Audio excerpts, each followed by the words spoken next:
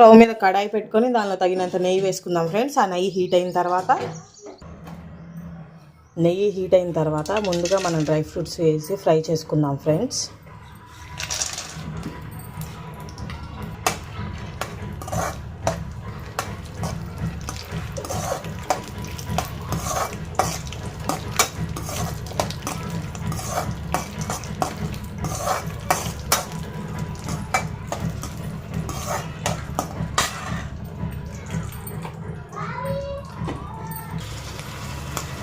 చూసారుగా friends, dry fruits బాగా roast అవుతున్నాయి. ఇప్పుడు వీటిని తీసి ఒక బౌల్లో వేసుకుందాం ఫ్రెండ్స్.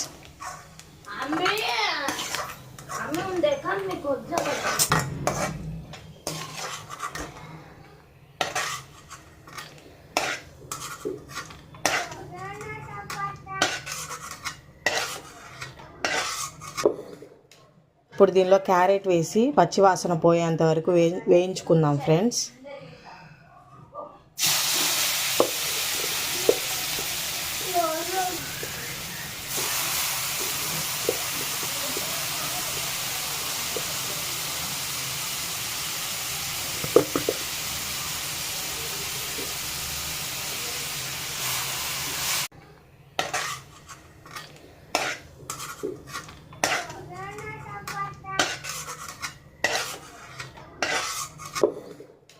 ఇప్పుడు దీనిలో క్యారెట్ వేసి పచ్చివాసన పోయేంత వరకు వేయించుకుందాం ఫ్రెండ్స్.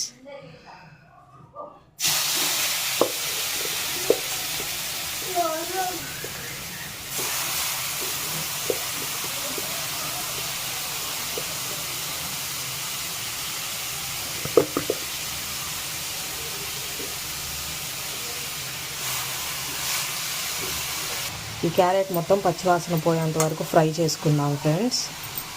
చూసారుగా ఫ్రెండ్స్, క్యారెట్ బాగా ఫ్రై అవుతుంది. ఇంకా 2 minutes బాగా ఫ్రై అవ్వనిద్దాం. ఇప్పుడు దీనిలో పంచదార వేసుకుందాం ఫ్రెండ్స్. 1/2 కిలో క్యారెట్కి 1/2 కిలో పంచదార పడుతుంది.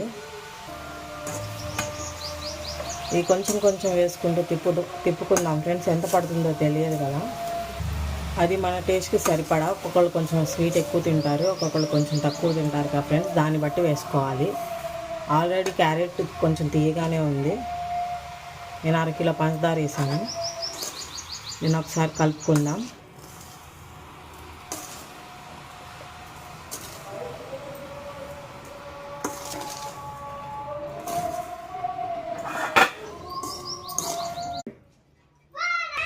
ఈ క్యారెట్ ఆ పాలల్లో ఇంగిపోయి బాగా ఉడికేంత వరకు మగ్గనిద్దాం ఫ్రెండ్స్.